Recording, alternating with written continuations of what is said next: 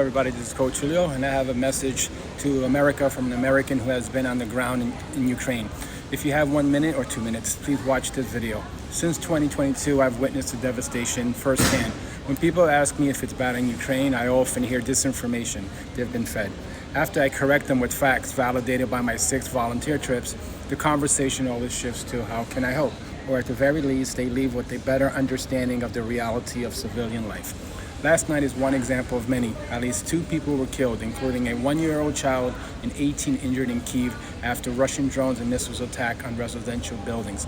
Depending on where they live, Ukrainian civilians are targeted daily by drones, missiles, and artillery.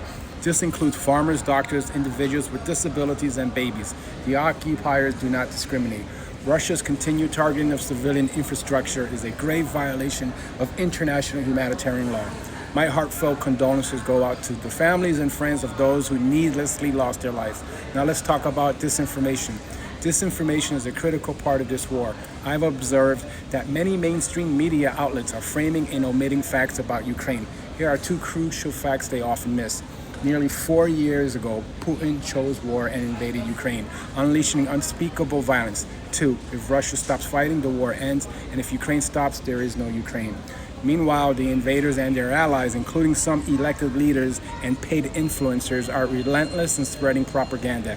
Their goal to dehumanize Ukrainians and distort the truth. Here's how you can help starting today. Share credible stories, amplify verified news, eyewitness accounts, and expert analysis. Algorithms suppress pro-Ukraine accounts. Every like, comment, and repost matters. Highlight Ukraine's rich heritage. Showcase the beauty, culture, and resilience of Ukraine. Share photos, videos, and stories that celebrate its history, art, and tradition. Support local humanitarian organizations. Ukrainian-led groups are doing vital work. Share their stories, encourage donations, help amplify their impact. My volunteer journey has taken me across Ukraine and Poland, from supporting displaced families in Przemysl, Poland, to peeling potatoes in Lviv, making camouflage nets in Kyiv, trench candles in Odessa, building a bookcase in a Kherson bomb shelter, and delivering food to elderly civilians near the front line in Kharkiv. I've used social media to document these experiences to raise awareness, counter disinformation, and highlight vital humanitarian work. Ukrainians are not just defending their homeland. They are on the front lines of a battle for freedom that reaches far beyond their borders, a fight against oppression and aggression that resonates with all who value sovereignty and democracy.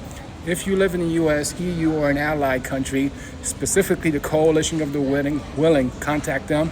Call, write, tag your representatives. Demand continued support for air defenses and lifting of restrictions on Ukraine. I'm proud to stand in solidarity. United, we can continue to send a message of unwavering hope and steadfast support to the people of Ukraine. Slava Ukraini.